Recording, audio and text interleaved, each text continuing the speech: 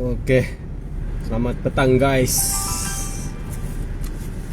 Happy evening guys. Saya baru lepas beli makanan dekat bazar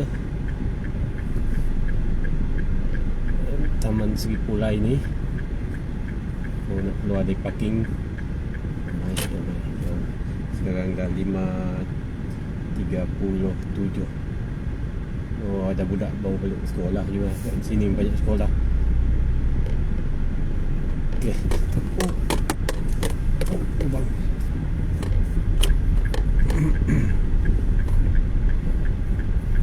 Okey. Dah keluar dari parking. So, cuaca bagus hari ni. Akhirnya ada juga ni, apa nama ni, ayam golek. Berapa hari dah tak makan ayam golek.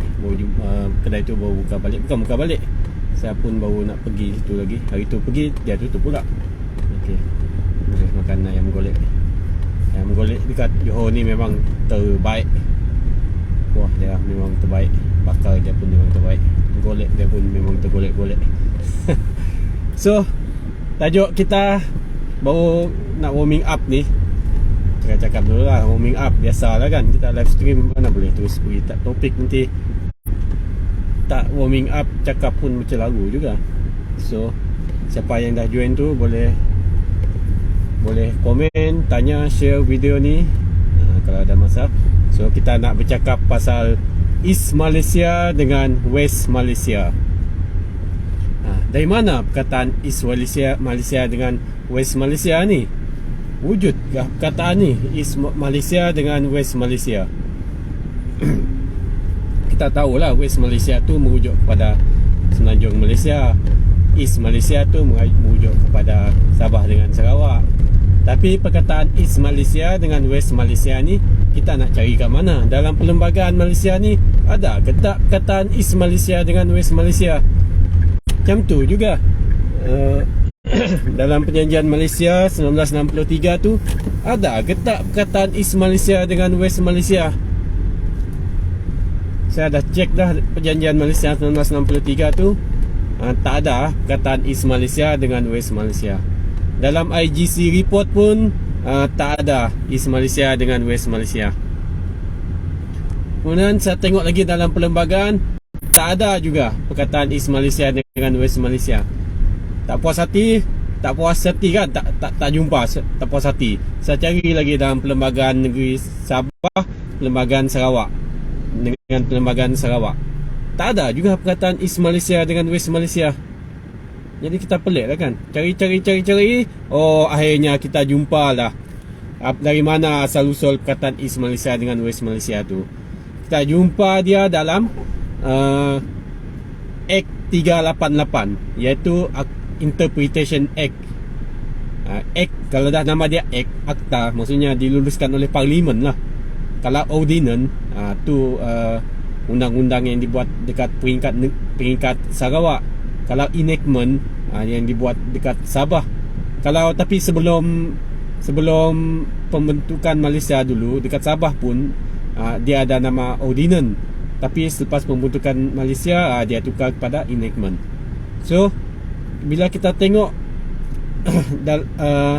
perkataan East Malaysia dengan West Malaysia ni, kita jumpa dalam Akta Interpretation, Akta Terjemahan lah, Interpretation Act, Akta Terjemahan ni, yang dibuat oleh Parlimen. So, Akta Terjemahan ni, Interpretation Act ni, kegunaan dia untuk menterjemahkan apa yang ada di dalam perlembagaan. Sama juga macam kita baca buku kan, kita belajar sekolah rendah dulu, sekolah menengah dulu, kita diberi kamus. Kamus tu lah yang membantu kita untuk menterjemahkan istilah bahasa Inggeris kah, istilah bahasa Melayu. Ada kamus. Macam tu juga perlembagaan ni. Perlembagaan ni, dia ada kamus dia. Tapi kamus dia tak panggil kamus, dia panggil Interpretation Act. Interpretation Act ni lah dia menerangkan perkataan atau ayat ataupun grammar kah, ataupun tata bahasa kah, cara untuk membaca, untuk memahami lebih detail lagi maksud yang ada di dalam Perlembagaan Persekutuan Malaysia tu. So kita adalah Interpretation Act untuk menjelaskan, untuk merungkaikan, untuk menerangkan mana-mana istilah atau perkataan dalam perlembagaan tu yang kita tidak faham. Tapi yang pelik dia, dalam kamus ni, dia ada, dalam kamus Malaysia ni, Interpretation Act ni, kita ada dia beri definition East Malaysia dengan West Malaysia. Ada. Tapi kegunaan dia untuk terjemahkan apalah. Sedangkan dalam perlembagaan Malaysia tu tak ada pun perkataan East Malaysia dengan West Malaysia. Pelik kan? Buat terjemahan tapi untuk menterjemah benda yang tak wujud dalam perlembagaan. Suatu yang pelik. Baca punya baca. Rupanya dia buat terjemahan East Malaysia dengan West Malaysia tu, dulu-dulu mereka buat akta apa semua, dia gunakan Act 388 terjemahan East Malaysia dengan West Malaysia tu untuk menterjemahkan perkataan East Malaysia dengan West Malaysia yang mereka letak dalam akta-akta yang lain. Ini kerja yang pelik dalam perlembagaan sebenarnya, pelik untuk sedangkan akta Malaysia tu Act Interpretation Act tu tujuan dia untuk menterjemahkan apa yang ada dalam perlembagaan, bukan untuk menterjemahkan apa yang ada dalam akta yang lain tu. Akta lain tu ada terjemahan dia sendiri di dalam akta tu sendiri. Kamu buka saja mana-mana akta. Yang pertama yang dia tulis depan tu kan, dia akan beri interpretation untuk semua perkataan-perkataan tu untuk act tu sendiri. Jadi perkataan East Malaysia dengan West Malaysia yang ada di dalam akta 388 tu merupakan terjemahan, tak tahu dia nak terjemah, mungkin dia ada perlembagaan gaib lah dari alam gaib, ada perlembagaan dari alam gaib yang dia nak terjemahkan menggunakan di suatu dia masukkan istilah East Malaysia dengan West Malaysia tu dalam akta 388 tu.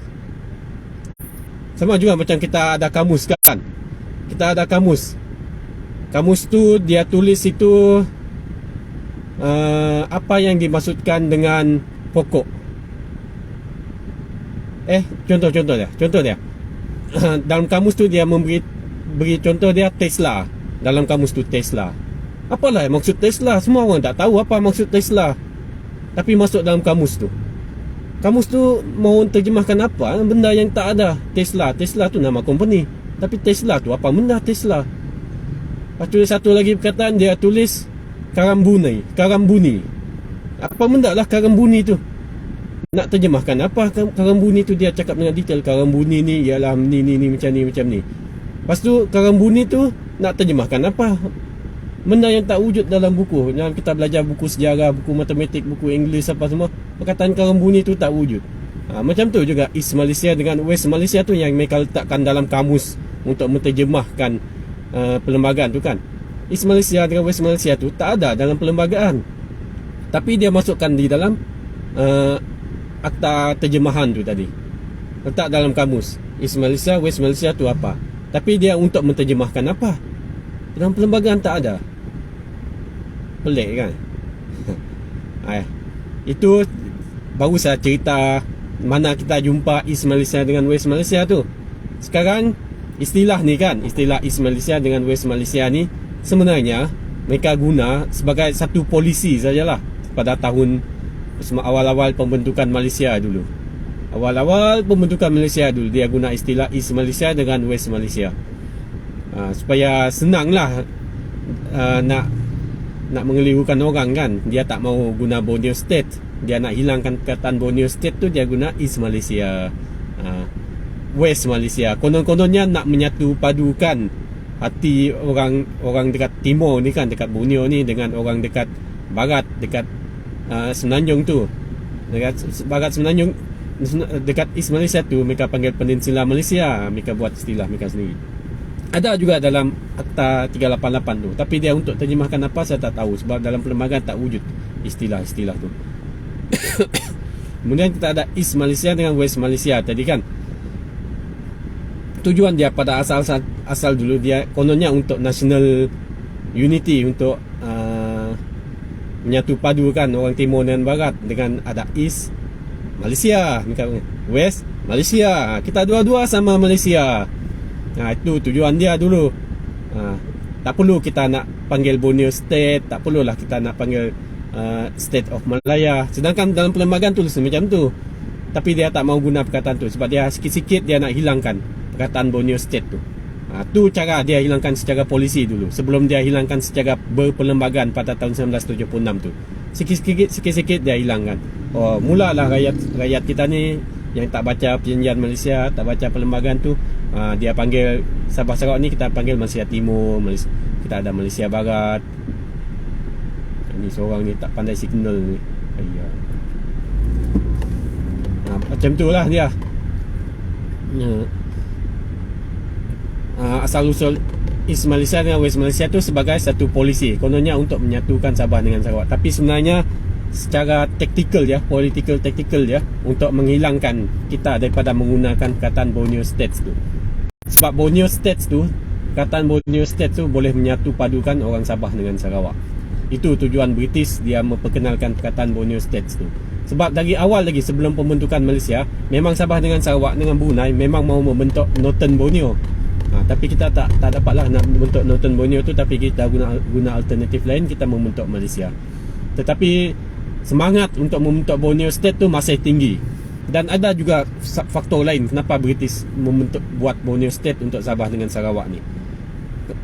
Yang tu untuk Borneo State, tapi kita masuk Sabah dengan Sarawak dulu. East Malaysia dengan West Malaysia dulu. Okey, itu tujuan dia tadi, polisi dia. Tetapi istilah ni tiba-tiba East Malaysia dengan West Malaysia tu tidak dipakai lagi. Kenapa tiba-tiba East Malaysia dengan West Malaysia ni tak dipakai lagi? Dulu dalam newspaper lah, dalam TV lah, orang cakap Malaysia Timur, Malaysia Barat, apa ni, kaji cuaca apa semua, mereka cakap Malaysia Timur, Malaysia Barat. Dalam newspaper semua mereka cakap Malaysia Timur, Malaysia Barat, East Malaysia, West Malaysia. Kemudian tiba-tiba mereka tak guna lagi dah istilah ni, istilah East Malaysia dengan West Malaysia ni. Kenapa lah tiba-tiba dia tak guna istilah East Malaysia dengan West Malaysia ni? Sekarang pun kita tak dengar pun mereka cakap East Malaysia, West Malaysia. Yang kita dengar cakap saja semenanjung Malaysia termasuk Sabah dengan Sarawak, seluruh Malaysia termasuk Sabah dengan Sarawak. Itu istilah baru yang mereka guna sampai sekarang. Tapi dah makin kurang lah mereka guna bila kita tampal sana sini kan, depan belakang, dah tampal keroyok dah jarang dah kita dengar orang cakap Malaysia termasuk Sabah dengan Sarawak. Sebab Malaysia tu dah termasuk Persekutuan Tanah Melayu, Sabah dengan Sarawak, semua dah termasuk. Kenapa nak cakap Malaysia tu termasuk Sabah dengan Sarawak lagi? Dia macam kita beri penumbuk kan, kita beri penumbuk termasuk jari kelingking dengan jari hantu. Dah penumbuk tu satu semua jari tu satu penumbuk lah. Tak perlu nak cakap termasuk kelingking dengan jari hantu lagi. Macam tu juga Malaysia lah. Tak perlu nak cakap termasuk Sabah dengan Sarawak dan Malaysia. Memanglah ada Sabah dengan Sarawak dan Malaysia tu. Ada juga Persekutuan Tanah Melayu. Okey, sebab dia tadi kenapa East Malaysia dengan West Malaysia tu istilah dia dah tak diguna lagi kan? Tak ada lagi digunakan. Takut mereka nak guna. Tu saya cakap. Tu perasaan dia, emotion dia. Takut nak guna. Tahu takut nak guna perkataan East Malaysia dengan West Malaysia. Sebab dia kita tengok Pakistan dulu. Pakistan dulu dia ada West Pakistan dengan East Pakistan. East Pakistan tu Bangladesh lah sekarang. Sebab kan ada East Pakistan dengan West Pakistan tu, lama-lama Bangladesh, East Pakistan tu dia menuntut kemerdekaan dia. Dia jadi negara dia sendiri, merdeka. East Pakistan tu jadi Bangladesh. Macam tu juga Germany. Kita dulu ada East Germany dengan West Germany kan. Dia terpisah macam tu. Mungkin sebab peperangan, sebab ada sejarah mereka sendiri lah. Dia ada East Germany, West Germany. Dia terpisah. Tapi kita cakap pasal tahun-tahun tu masa tu Jerman belum bergabung lagi. Pada masa tu dia terpisah. Satu negara merdeka lain, East Germany tu negara merdeka lain, West Germany tu negara merdeka lain. Bila berlaku benda macam ni kan, yang East Malaysia tu, East Pakistan, West Pakistan tu dia akan terpisah. Mereka dah tak guna kah dah benda East Malaysia dengan West Malaysia tu untuk Malaysia ni? Sebab mereka takut East Malaysia tu nanti dia akan guna sentimen yang macam dekat Pakistan tu, yang dekat Germany tu, dia gunakan sentimen tu untuk berpisah daripada Malaysia. Itu sebab dia istilah East Malaysia dengan West Malaysia tu, Malaysia Timur, Malaysia Barat tu orang dah tak guna dah. Memang dicakap lagi dekat Hansard Parlimen, tak mau guna dah sebab takut berlaku perpisahan antara Sabah Sarawak tu, ya East Malaysia tu daripada West Malaysia. Sebab kita tengok pattern dunia masa tu, memang mana-mana negara yang ada East atau West tu dia confirm akan berpisah, dia akan merdeka sendiri.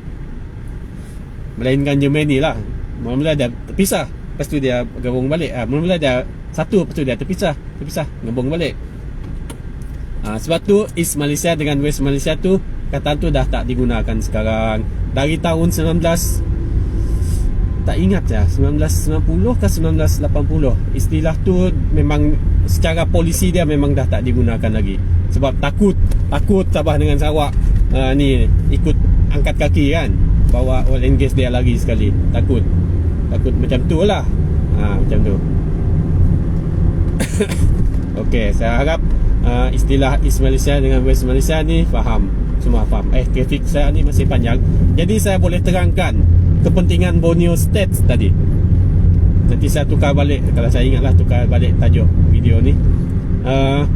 Rahsia kenapa Borneo State British ni, apabila perjanjian Malaysia tu dibuat, dia masukkan Sabah dengan Sarawak ni dalam satu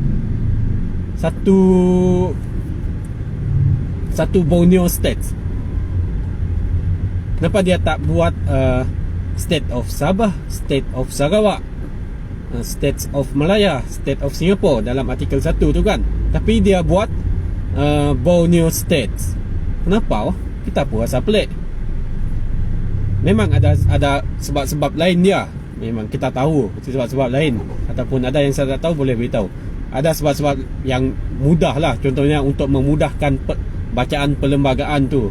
Apabila kataan Borneo State tu diguna, jadi panjang perlembagaan tu dia takkan jadi panjang sangat. Apabila Borneo State tu dia memang merujuk kepada Sabah dengan Sarawak. Itu kita kena faham kenapa dia tak mau perlembagaan tu panjang. Kenapa pun kita kena faham, sebab perlembagaan tu dokumen yang paling ringkas, memang dibuat sangat ringkas supaya semua orang boleh faham. Semua orang macam saya boleh faham, budak sekolah menengah boleh faham. Sebab tu perlembagaan tu memang ditulis sangat ringkas, sangat simple. Perkataan setiap artikel tu semua sangat simple, supaya semua orang boleh faham. Sebab perlembagaan tu buku untuk semua rakyat. Perlembagaan tu bukan untuk lawyer. Ramai orang cakap, kamu lawyer kah nak baca perlembagaan? Siapa cakap yang perlembagaan tu dibuat untuk lawyer? Sejak bila ada perkara macam tu? Perlembagaan tu dibuat untuk semua rakyat. Tak kira kamu pelajar kah, lecturer kah, guru kah, guru tadika kah. Perlembagaan tu untuk kamu, untuk jaga kamu dan untuk kamu menjadi maju dekat Malaysia ni, untuk kamu jadi maju dekat Sabah, dekat Sarawak. Itu tujuan perlembagaan. Dia memang ditulis sangat ringkas, supaya semakin ringkas perlembagaan tu semakin mudah orang untuk faham. Tapi yang peliknya dekat Malaysia ni, macam-macam amendment dia buat dulu. Makin panjang, sampai satu point tu dia dah tak boleh nak panjangkan lagi. Dia rampas saja hak orang lain. Nanti kita boleh cerita benda lain untuk yang tu.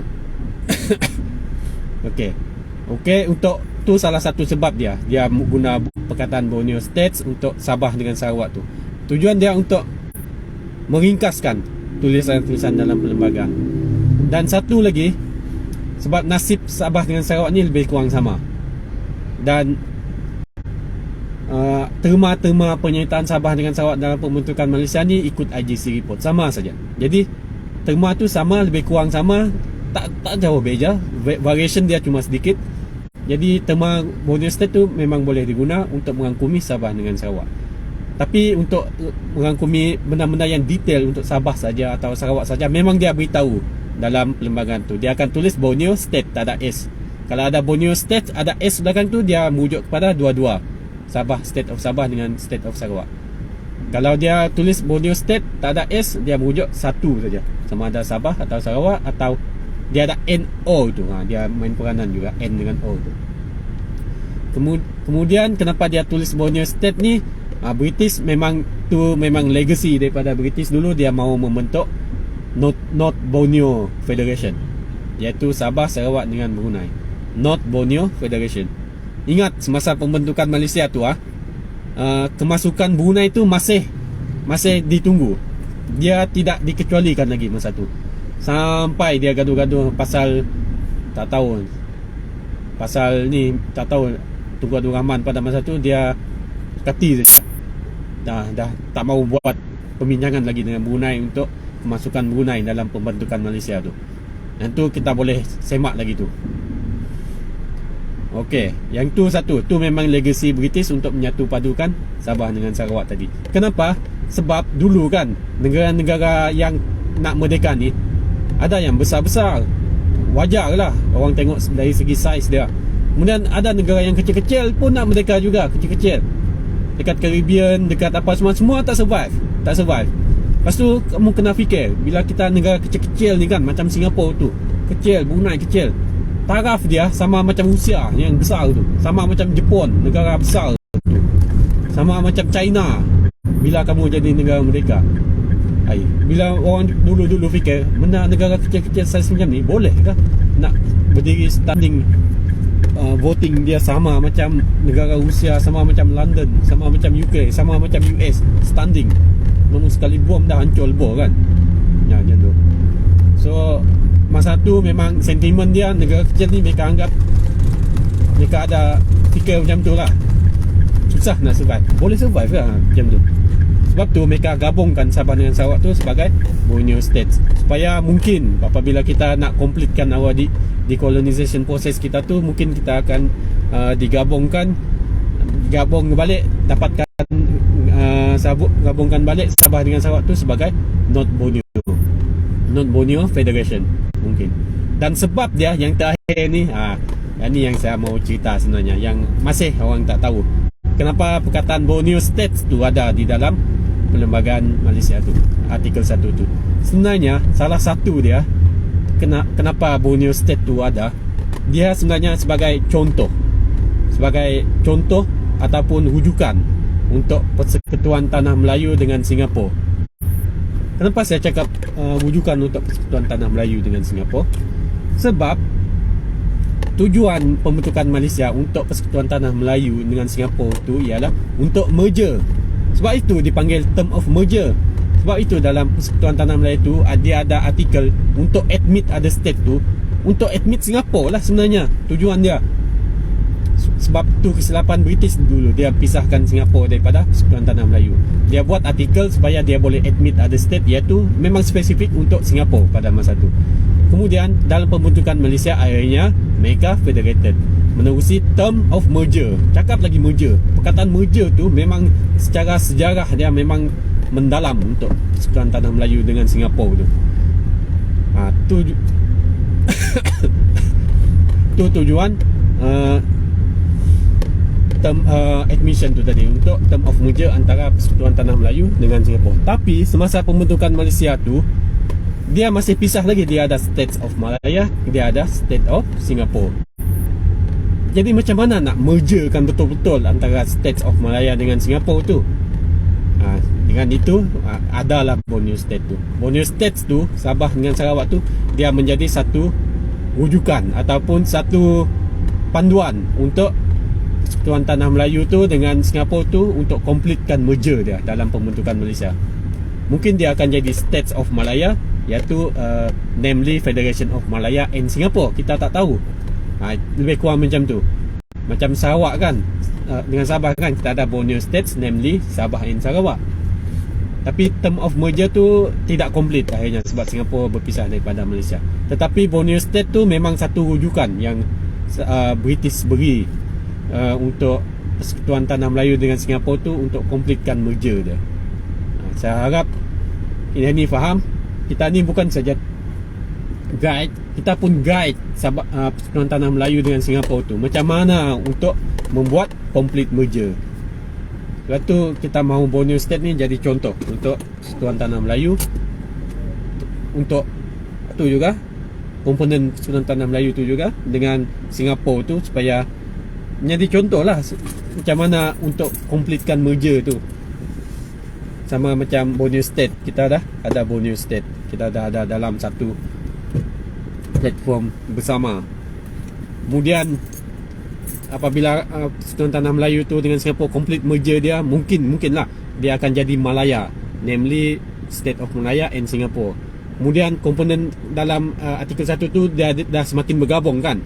Kemudian dia gabungkan lagi jadi satu federation yang memang bergabung antara 4 negara tu. Tu tujuan pembentukan Malaysia. Kalau kita baca betul-betul artikel 1 tu dan kita faham pembentukan Malaysia tu, memang dia mau gabungkan semua tu secara berperingkat dan secara tertib dan secara rela hati. Dia tak paksa, dia buat saja. Jadi rujukan nak rujuk, rujuk. Kalau tak mau rujuk, nak sombong apa semua, tak payah sombong. Tu yang pecah sana sini. Saya harap sedikit diskusi kita pasal sebenarnya nak cakap East Malaysia dengan West Malaysia saja tadi, tapi terlajak cakap pasal Borneo State juga dan rahsia dia, kenapa dia menggunakan perkataan Borneo State tu. Okey, boleh share video ni, press like or whatever. Okey, selamat berbuka puasa. Saya pun dah balik rumah ni. Thank you for watching. Bye.